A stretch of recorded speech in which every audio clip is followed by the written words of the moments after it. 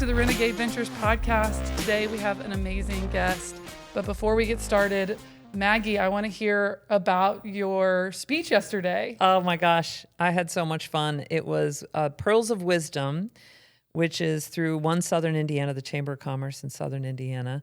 So they invited me to address their group of women, and it was amazing. Great energy, just this sense of power in the room of all these women together. It was just absolutely thrilling. And I'm working on new content for my speaking business, which I launched a couple months ago. And so I have this content around leading with a courageous heart, which really for me gets at this idea of, as leaders, I think we do our best work when we are tuned in to why we're doing it. Mm-hmm. What is our passion? What are we wanting to see happen in the world? So it was like the first time I've revealed this whole idea, and had a little exercise and everything. And it went great. But I will tell you that it's the first time I've really delivered a 30 or 45 minute keynote. Yeah. And it was exhausting. Oh, yeah. I feel like I expend a lot of energy when on stage. I love every second of it. It gives me that like thrill that I used to get from playing volleyball on a big court. Performing. Yeah, that performance. So I love every second of it. But I'm dead after. Oh, it was terrible. I didn't realize that because I had been planning this for weeks, practicing, rehearsing, getting ready slides, the whole thing. I get done and I still have my whole workday in front of me, and I hadn't planned for being tired. Oh, yeah. Like I literally was like coaching someone and like all this stuff I was doing. And then at night we got home and I'm laying on the couch. It's like 5:30 and my husband and his sister are there and they're like, "Hey, we're going to dinner. We're going to go to Jack Fry's. You want to go with us?" And I literally was like, they just closed my eyes. They were like, "Bye." And I slept for like 2 hours. And I was talking to my assistant about it, Kathy, her husband is a pastor. And she said, pastors say this is a work day. A 45-minute sermon is a work day for them. They're exhausted after. And I was like, good tip. So now we're planning my schedule. Yeah, the energy flow. I've also noticed one specific thing that you've been doing recently, and it feels like an evolution. And maybe it's a part of this courageous brand. And I just have to ask, this is the second hot, like brightly colored pantsuit I've seen you rock. Like I saw a picture. I'm here for it.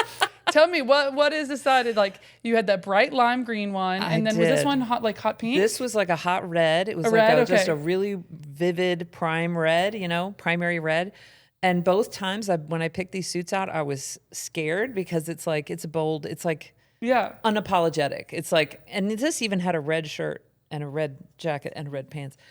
But it felt great. It feels like that color drenching. Everything was the same color. Yes. And I think it's my new kink is really vibrant suits, like unapologetic vibrant suits. So I might get on Rent the Runway or something and like just rent some different colors and see how they feel. I think it's funny that we've been like kind of playing off of each other because when we started doing the podcast, you had to go buy some hot colored stuff and now you're like full blown suits and it's kinky. Heck yeah. Let's do it. Well, I want to talk to our fantastic guest today and this amazing story of Ronyale and her entrepreneurship journey and the business that she created. And so I just want to say thank you for being here. Thank you for being willing to share and welcome to the show. Thank you for having me. So excited. I've been working with you for years, visiting your business, and I love the vibe. I love the energy when I'm in there. So I'm very excited to hear more about how this came to be and how you did it. So will you tell us, give us a 2 or 3 minute version of who you are and what your business is? Sure. So I'm Ronyale Smith, and I am something of a serial entrepreneur. And I think my entrepreneurial spirit sparked at about 20 with my grandmother saying, get you a trade, AKA get you a hustle, always be able to make money. It started with my grandmother always saying, get you a trade, get a trade. And so it translated to me like get a hustle, always have more than one way to make money to provide and take care of you and your family.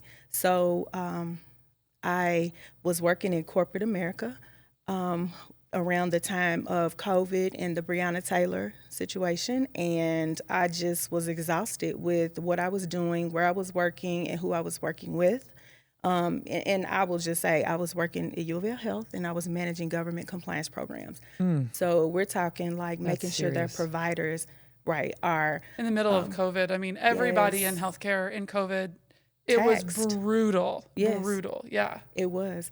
So I was exhausted and looking for an exit strategy. So I was like, you know what, I'm gonna start a consulting business, and that's what I did. And I also got a real estate license. So trying to get all of that off the ground, I realized there was no place in West Louisville where I could go and get a cup of coffee, have a meeting, use the internet or anything. So God placed it in my spirit, and I started writing a business plan. And here you have it. That's Wow. amazing. Wow. That's so cool. And I want to ask a question. You said your grandmother said, get a trade. Yes. And you translated that in your brain as get hustling. And so is that what she meant or intended? And has she kind of gotten to see that influence in your life and how now you're this entrepreneur? So unfortunately, she has not. But I am a grandparent's baby, and all of my experience in growing up translates into these coffee shops, especially with the one on Jefferson, and it being in the historic Russell neighborhood where Old Walnut Street was located, because my grandparents always talked to me about, how they would go to work at Lucky Strike or on the railroad or wherever it was. And then on Fridays or whatever, they would get all dressed up and they would go to the Top Hat and the Chili Parlor and all those different places. So I grew up hearing that.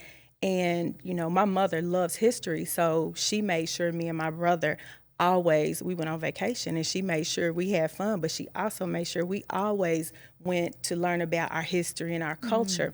Mm-hmm. And so that just kind of, was ingrained in me, It planted that seed for Yes. the future of like knowing about these businesses that used to exist in the area, and gave you that desire to bring it there. Be part of the resurgence. And so you're from Louisville, your grandparents are from Louisville? Yes. Mm-hmm. Okay. Born and That's raised. so cool. So what is Blak Koffee? Blak Koffee is where coffee culture and business meet. And so I tell people, this is not my field. I've never woken up one day and be like, I want to serve coffee. I want to sell coffee. I want to own a restaurant. I want to cater. Never. I am a project manager. And to me, putting a coffee shop in my small mind, a little broom closet with Keurig and somebody's Wi-Fi signal, something like that was Blak Koffee. But little did I know God has so much more, because and what I learned early on was it wasn't even about me. Blak Koffee exists for a whole other reason. Coffee is just how we pay the rent. It's really about the things that go on in Blak Koffee. The community building and giving a space to work from. I've been there several times, and it's a lovely environment. Yeah, I've been there. You've had like a business expo. I've seen like different businesses, and I've purchased product there. Tell us about what other activations that you're doing. How are you drawing in your community other than just coffee? Yeah. So, yes, I am super intentional about the pop-ups. And one reason being is because Old Walnut Street was a place for Black commerce, and where, Blacks in Louisville own businesses and were prosperous and successful. So it's important to me to provide that opportunity and create an ecosystem in West Louisville. So we can shop and buy local. And one thing that I know is it's hard for us, because like I'm sure everybody's grandmother was like, get your hustle, because we've been hustling since been hustling. So a lot of us don't have the same opportunities and exposure and funding. So for me to be able to provide a place for people to do that is really important for me. And one of the things, so I'm going to talk about God because I am a woman of faith, and like this is not me and it's not about me. But one thing that I used to pray for, and I was like, Lord, if you just give me a platform, I am going to share it with everybody. So also, along with the pop-ups, I also am very open to people using and utilizing both spaces. I have a lot of community events, just any opportunity for Blak Koffee to do what God has called for it to do. And one thing that I know, kind of like what you were talking about, leading with your heart, Blak Koffee to me is not about making the money. I was trying to be a real estate mogul. Mm-hmm. I was going to sell big commercial buildings and stuff, and I still am. But, it just has never been about the money. It's always been about the community. And I'll say, I had some people review my my business plan, and honestly, it was more like a plan for a social service agency than a coffee shop, because I just had all of these big plans for like the seniors who had been relocated and then had to move back to the Russell area in Beecher, the senior building, and I just visualized the elderly getting out and socializing and coming to play chess and reading the newspaper and doing all the things. So, and little did I know, in addition to those seniors, like Jacqueline, the assistant governor, is that what she is? Assistant? Yeah. Yes. Mm-hmm. So, I mean, it's nothing for her to be in town and stop by Blak Koffee. That's so cool. You have really created that community that you were aiming to create, and that like collision point. Yeah. So you were in a corporate career, mm-hmm. and I've always thought, take competent, successful corporate women and make them entrepreneurs, and they will be successful. Like I think there is a formula there, because there are just so many wonderful, neat, competent people who, if given the chance to run things, will run the world, right? Yeah. And so I'm interested, though, what made you go, or what was that journey like? Who helped you along the journey to becoming an entrepreneur? Because you mentioned capital being a major issue for all small business owners, especially making Main Street businesses, but also the added complexity of where you were going and the fact that you have less resources, maybe. Mm-hmm. So tell us, who were the people on the journey? Wow. I'm sure there was tons, but like, tell us more about the journey and some of the major highlights. It was, but I think I should first say, as I look back now over, the last 20, 30 years even, I can see where the things that I did then were preparing me to be here now. Mm. And just let me speak to my charm too on my necklace.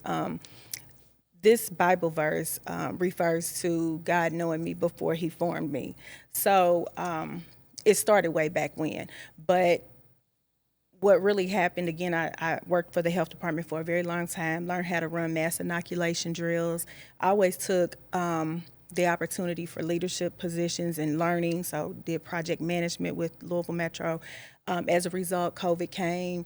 Louisville had the vaccinations, hard time getting it into the West End because, all the connotations around vaccines and Black folks, we just don't. And so, but, we needed this vaccine. People were dying. So they created this diversity and equity board and asked me if I would serve on it. And part of that required me to set up these vaccination clinics. So I had some really big successful clinics, like at Central High School, at the Kentucky Center for African American Heritage, Bates, St. Stephen's, all the places where you would find a lot of Black people. And Mayor Fisher he came, and he just kind of started talking to me one day about public health, and I'm like, well, but why we don't have no coffee shop in the West End? And I said it just like that.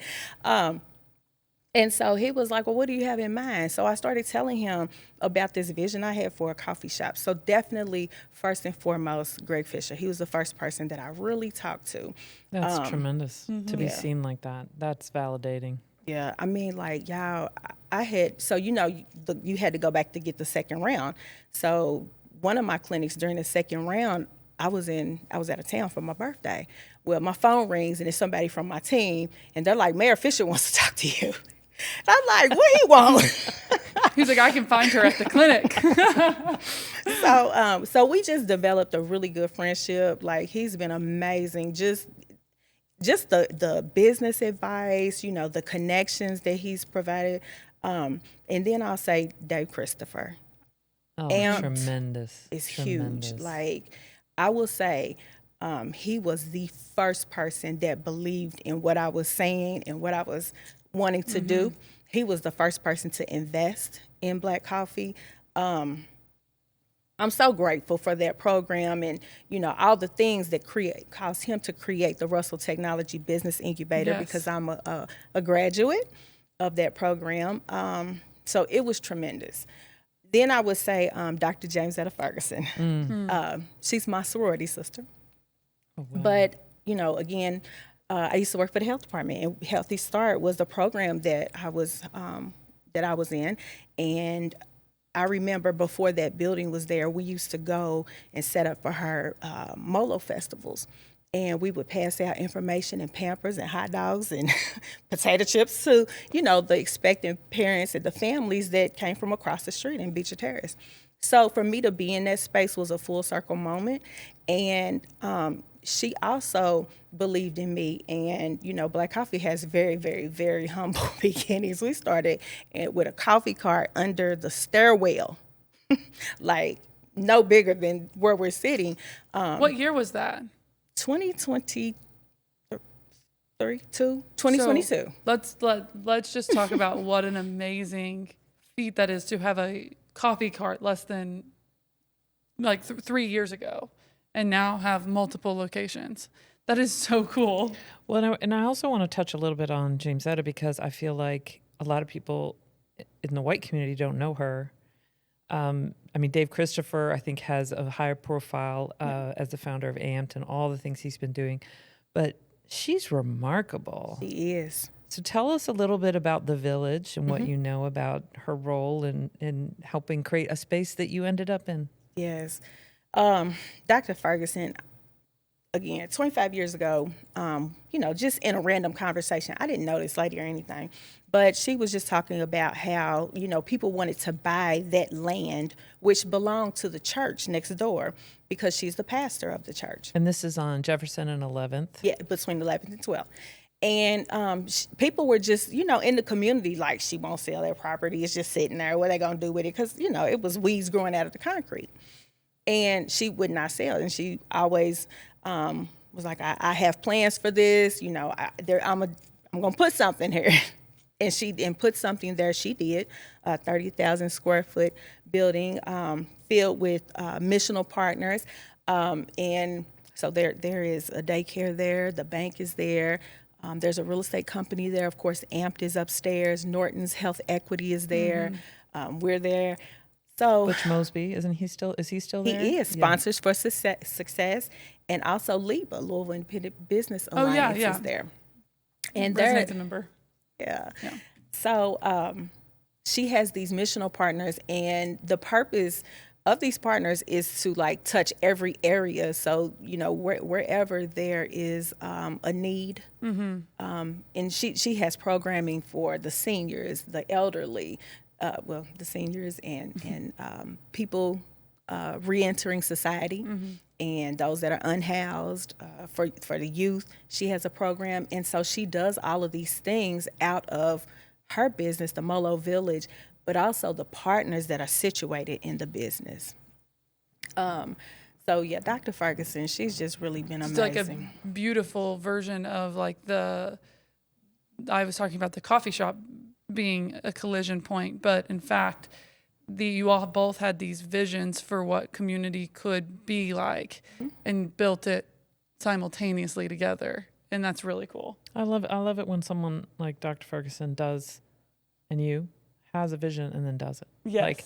Wouldn't it be nice if we all sit around and think, oh, wouldn't it be cool if, wouldn't it be nice? I love it that you were like, this would be nice, and I'm going to do it. Yeah, and I think that there's a very strong entrepreneurial lesson for anyone who is, it applies regardless, but I feel like making visions and dreams come true take two parts, and it is creating the connections and community of the people that you will need along that journey. And that takes time. It takes years, these relationships that you built over years. And then the and to go do it. And you have to have both, right? Like you can't just decide you're going to do it without having the connections that you need to see your vision through. Yeah. No entrepreneur can do everything alone. Right. So you have to have both people and the guts to do it. Yes. Yeah. You have to do it scared. Yes. You got to just figure it out. Be crazy enough to just do it. Yeah. So tell us about your second location and how that came to be. Oh my goodness, the second location. So one day I was moseying into the first location. And I'll say, again, this is not my background. And I think it's important, again, those connections and to make sure you have the right people around you. There's a lot of people who will talk about all the things that they can do and all the things, but won't do it, So I was essentially building the plane while I was flying it. So, I've had some bumps in the road, some really big bumps in the road. But again, confirmation that this coffee shop is not for me, it's for the community. But just God made a way. So the second location, I just come moseying in one day to work and finish building the plane. And Rena Sharp, the chief operating officer of Goodwill, and Kim Moore were having a meeting there. So Kim was like, hey, Ryan, I want to introduce you to Rena.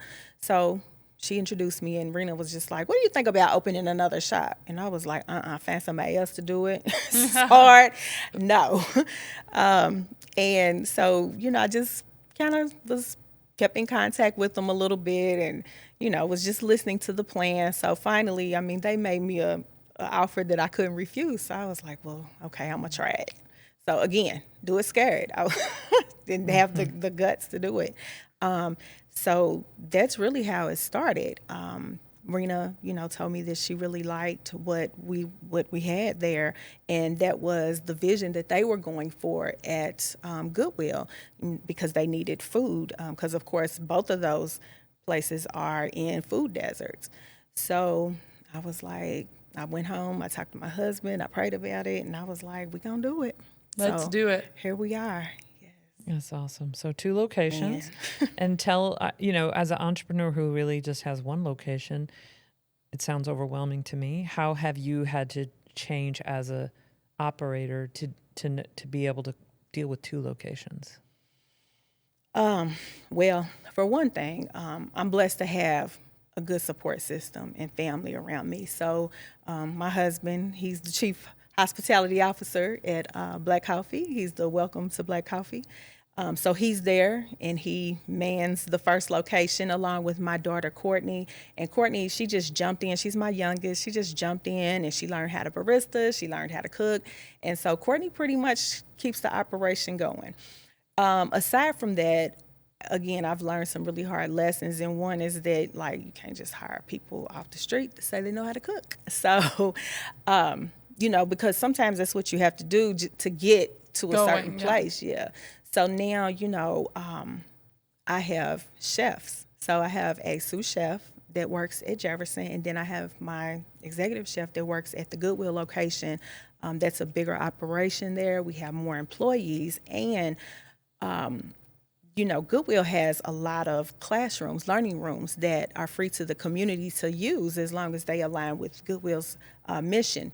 So you can imagine, we're getting Norton and U of L and just all the places in there having different meetings and retreats and different things. So Blak Koffee we have the first right of refusal when it comes to the catering. We are the preferred caterer. So if we can't do it or whatever, then they can seek, that whatever they're looking for elsewhere. So Blak Koffee also now has a catering arm. So it's really like 3 businesses. So, because we do so much catering. Mm-hmm. And we're catering for some huge companies like the Federal Reserve Bank, for one. I just never thought I would see the day that we would do that, and especially not a coffee shop. Yeah. But we're serving. But you're not a coffee shop anymore, and don't diminish what it is. You are everything and more. And Well, yeah, and you are in a food desert. I mean, Yeah. you're doing an incredible thing. I was at Goodwill for the Vote Awards event, and you all catered it. I was like, this is good. This is good catering. So, I mean, we try really hard. You know, I will say, you know, we're not all fancy and have all the smoke coming and the waterfalls and all the floral arrangements on the table. But what we do have is good food. yeah. So, Yeah. Well, and I think you made a comment earlier that I want to circle back to, which was like, this is not my background. And I think a lot of people think that when they're thinking about buying or starting a business, and they're like, this is not my background. And the reality is, it's no one's background until it is. Right. And then on top of that, all of these other pieces. I had a conversation with a woman not that long ago who was the executive director of a pretty decent nonprofit. And she was like, yeah, but I've not been an entrepreneur. I'm like, you're running a company. You're an executive director. It's the same thing. It's just like this one makes money. But you're still raising money. You're still doing it. Like, you're still aiming to be profitable. You know, like Yeah. it's the same thing. And I think we all too often don't necessarily we're thinking about the things that we're scared about, or we've been taught to diminish what we have done. And it's like, well, you know what? Turns out running a coffee shop and a catering business is project management. At its core, it's project management. And that's what you've been doing this whole time. yes. And if you can manage a project, you can run a business. How has it changed your life, your family, your self-image, being a CEO? Wow. In so many ways. And just to back what you were talking about, I mean, the imposter syndrome is so real. And, you know, again, I try to stay kind of in the background, and, you know, that's why my husband does all the meeting and greeting. You know, I just prefer to kind of get stuff done. But the imposter syndrome is real because, you know, people are starting to be like, oh, that's the girl from Blak Koffee. That's the owner of Blak Koffee. You know, and all these people that I don't even know. So first and foremost, I have to be nice all the time. That's a true statement. I can't be out here losing my cool and cussing folks out no more. So, You have to go on vacation for that. Just go somewhere else and Maggie knows that. Yeah. just have at it. so that's first. Again, you know, Blak Koffee has definitely increased and stretched my faith because I'm telling you some stuff. I mean, being an entrepreneur, one day you might have $20,000 in the bank, and then you look up and you got 20. So, you know, and it's a real thing. And I mean, these are the things that keep you walking the floors at night and just worried. But, you know, so definitely that. Let's see. What else did you ask me? How about for your family? I mean, you said my your family. husband's involved, Yeah, your daughter's yes. involved. Tell me about how you see this impacting how your family experiences. Yeah. So it has definitely turned into a family business. My husband, bless his heart, he's a retired LMPD detective. He was shot in the line of duty. So he retired a few years after that. And he's good and retired. You know, he's already, you know, he had already done 20 years with Louisville Metro. And for me to pull him out of retirement, I got him running here, running there, do this, do that, make a deposit, go get change, you know, all the things. And he helps. So he's had to go back to work, essentially. I would love to know love if it. he finds being an entrepreneur or being a cop harder. Like they're It different. has to be being a police Yeah, officer. yeah, I mean, they're very different jobs. But very also, I different think jobs. about how amazing it is to have someone in hospitality, someone who is in your store, who is a police officer, Yeah. observant, a detective. You know that he knows what he's watching for, and he He's brings also that been- energy, he's- that yeah. positive energy Yeah. of like, welcome, come on in, and I mean, talk about a ideal community member for you. Right. And he is a huge he loves to mentor. So he's a member of Omega Psi-Phi, and he works with the Men Equality Program. So he's all about mentoring these young men and kids. So I mean, like he's the one who implemented the books. You know, he connected with some librarians, and now they bring books that we provide for the kids. But that's just always who and what he was, and that's a good combination for me because you know I'm kind of an introvert and he's an extrovert, so it works. But you know, I will say that because my day is so hectic at the coffee shop, when I go home, it's just like complete and total zen. Like, Yeah. Just in my zone. I can just, that's the one place in the world that I can just be free, be me. You know what I mean? Mm-hmm. You got to recharge. And so me and Kevin, we don't talk about Blak Koffee at home. You have better boundaries than we do then. Unfortunately, our business is in our home because we work from home, so there is no boundary. So I mean, if he gets started, I'd be like, Nope. Send me an email. If you want to talk, we got to schedule a meeting. So, but yeah, I mean, and so making sure that home is really home, and I will say, so I just turned 50 in June. So Power decade. Congratulations. So I told him, I was like, if I don't wake up in another city, country, or somewhere else on June 8th, like, you gonna have problems. So that was the first time that I had really been on vacation since I started Blak Koffee. How did it feel? Oh my God, it was amazing. Amazing? You weren't like panicking about the operations at home? No, because I have these amazing chefs in place. My daughter was there. So I knew it was in good hands. I have chills. Because that is like Gives that me chills. moment. That's the dream. It is. That's that moment when you're like, okay, the thing that I have built can exist outside of me, even if it's in just a short period. That you've been building towards this freedom, and then you got to experience a taste of it. Yes. And, I alluded earlier to the fact that, I kind of probably got some control issues, really type A, kind of OCD, just all the things, a perfectionist. But in that moment, I didn't have to do anything. And so with that said, I usually plan all the trips and do all the things, So Kevin, he did everything. I didn't have to do nothing but show up and chew my food. And half the time I was like, just give me vodka. I don't need to chew no food. Good job, Kevin.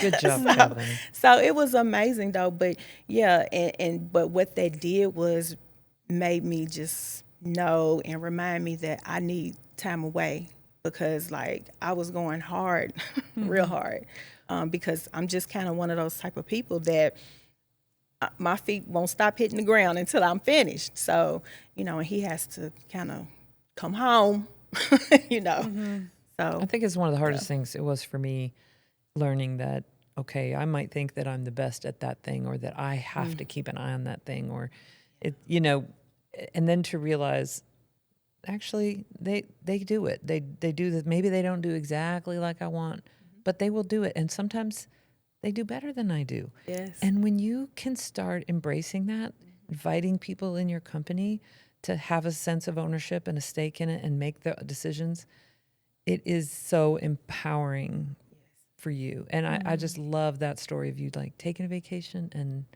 able to know they've got it. I was good. They didn't bother me. They didn't call. It was amazing. So. And it was still there when you got back. It was. And everybody was happy. The catering went well. I mean, it just all came together. And again, I have family too that come in. They'll help. My mother, father, I got cousins. That's so cool. And so, yeah. I think it's also a confidence booster for our employees when we trust them enough to walk away and give them space to do what they're good at. I know. I feel like I had to learn that I love that feeling of being in control. I love the feeling of being responsible and accountable. So do other people. Mm-hmm. And it's okay to be generous and let other people have an opportunity to have that great feeling. Yeah. Yeah. But it's hard too at the same time, because like, this is my baby, like I wouldn't have a newborn and then go out of town for a week, but it's okay. It was okay. So one thing I'm curious about is it your full-time job now? So is this your family's full-time everything? Yes. But I will say, so for a while, I had to put my real estate license in escrow because I didn't have time to do anything except for Blak Koffee. And I am happy to say that last week I got my license out of escrow. So I can sell you coffee. I can sell you a home. Okay. I can do all the things. All right. Come have a meeting at the coffee shop. Mm-hmm. Yeah. So I am wanting to still be But real estate is still entrepreneurial. So Yeah. you're 100% entrepreneur. Yes. You've left the corporate Yes. life behind. Yes, Yeah. yes. And you know, and the other thing too, you know, I told you earlier that I wanted to start a consulting business helping other businesses to grow and be successful, and pretty much doing the same thing for them that I was doing at U of L. So, and because of that, I don't gatekeep. And when people come to me and ask me, you know, for advice and different things, you know, I take the time to mentor and try to teach them or tell them about my experiences, because someone took the time to mentor and teach me. And I just don't, I know that God doesn't put you here with all this knowledge and all this experience and all these things for you to sit on it, you know. So, you know, as much as I can, I bless other people, whether it be, you know, donations, knowledge, you know. Yeah. I think that's been true for most of my entrepreneurial experience, and is that you might have to ask direct questions. You might have to be the person that pursues that entrepreneur or mentor, but most people are willing to give you that advice. They're willing to not gatekeep. And if you feel like something is being gatekept, I'm not saying that it's not, but also they might just be really busy. Yes. And so if that person didn't work out, go find you another one, right? And because there are people that are here to show you what they learned so that you can apply that. And I feel that most entrepreneurs and business owners, especially if they're through the thick of it, they are willing. They are willing and want to see other people take this path. And most of us have stories that we want to share, and we want to see other people be successful. And so I'm glad that you're giving that back, because you've already told us there's many people around on your path that mentored you. You know what, and I, when you started talking about that, it reminded me, you know, it's hard when you get to naming names of who helped you get where, but Leo Fonte and his wife Mary. Oh, wonderful people. Listen, I don't know these people. Please. Fonte's Oh my Coffee. gosh. Yes. Yeah. Yes. So one day I had a meeting in Fonte's coffee shop, and I'm just, you know, after my meeting, I'm just sitting there and I'm looking around because, you know, I wanted to have meetings in coffee shops, but not like a Starbucks or a Heine Brothers, like a, you know. And that place is always packed. They have good food. Yes. It is. So, you know, Leo was going around doing his thing. So I was like, hey, is this your coffee shop? And he was like, well, yes, it is. So I said, well, hey, my name is Ronyale, and I want to open a coffee shop. And I, you know, told him what I wanted to do and where I wanted to do it. And he is one of the best, most amazing, nicest people I know. And during this time, it was a time where, you know, I'll just go ahead and say, like, you know, the Black community weren't really, you know, feeling y'all, you know? Yeah. But he mentored me, and he gave me the blueprint. He really did. He allowed me to come and work in his coffee shop. He taught me everything I know about coffee, because, again, I knew nothing. I knew how to put the cup in the Keurig and push the button, put the water in it, and change the filter. You're like, I am not a snobby coffee person. At all. So, man, he just really, for real, he withheld nothing from me, you know? And in saying that, my mother has always told me and my brother, like, what is for you is for you. So it's never been a competition. It's never been anything like that. And when I need Leo, or I have business that I can't take care of, I send them to Leo. So I did want to mention him, because, like, Blak Koffee really would not be what it was without Leo. Leo's a treasure, for sure. He a treasure. is. Nice. That's awesome. Nice man. Young man. So I'm curious, what is next for you in your journey with Blak Koffee or beyond? Are we seeing more locations? Are we, you know, what is your biggest vision here?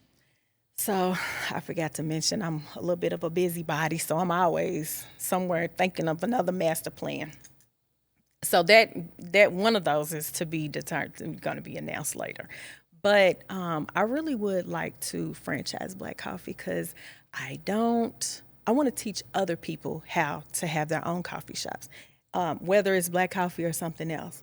But that is really my goal. I never want, even after the first one and the second one, I never wanted to have a Blak Koffee everywhere. But everywhere I go, people are like, oh my God, you need to put one out in Norton Commons, and then we need one out Brownsboro Road. And then when you get done with that, probably out Fern Creek, coast of Mount Washington. I'm like, you know what? I'm not doing it. But I'll teach you how to do it. So I have an idea for you. oh, I can't wait to hear it. I just met a woman who works at Ivy Tech, and they are building programs to help people, to teach people how to do specific things. She was talking to me because they are building a program on how people can learn to be in the sign business, learn the skills of what it takes to make signs and generate employees or aspiring entrepreneurs. That might be a program where it's kind of they just need your expertise, and they can, maybe there's a future of a coffee shop school. That would be nice. That's awesome. That would be nice. You heard it here first. But yeah, and then Blak Koffee catering has turned into a thing. So yeah, Are we ready for our rapid fires? I think so. Your favorite drink on the menu, not the crowd favorite, but your favorite. The Italian roast drip coffee. Okay. A local business that you would love to collab with that isn't already collaborating with you. Who's not already collaborating with Blak Koffee? Everybody. All of them. Okay. The biggest lesson you learned between one location and expanding to a second location. Know what you're doing in the first one before you expand to the second one. That is such a good advice. And then one word that sums up the Blak Koffee vibe. Where coffee, culture, and business meet. Okay, one long word. Yeah. One long word. Yeah, it's We'll a just say whole the spaces thing. out. It's Yeah. a whole thing. When you were talking about, and this is probably not for the pod, but when you were talking about kids and the books, I immediately was like, you should write a book. Oh, so let me A tell you kid's about book. that. Like, you should be handing out a book to help grow these little entrepreneurs. I agree. I agree. So I recently had someone approach me about writing a chapter in a book. And this book was about women CEOs and just advice and all the things, our journey. And it was going to be quite a time commitment. And I was still really, really new getting the second location off the ground. So I talked to a couple of people, and one of the people was like, I don't know that you're going to have the capacity to do this. And I'm like, yeah, I agree. But she was like, and furthermore, you're not a chapter, you're a whole book. So, and I really am when I think about where I've come from. So, but yes, that is excellent advice. I love it. Yeah. I love it. Yeah. Beautiful, beautiful story. Congratulations. Thank you so much. I'm telling you, it's not me, it's God, really, for real, because I would have messed this thing up. I have messed it up, and he just keeps giving me grace and mercy every day, and I just keep showing up. You know what I mean? But you listened.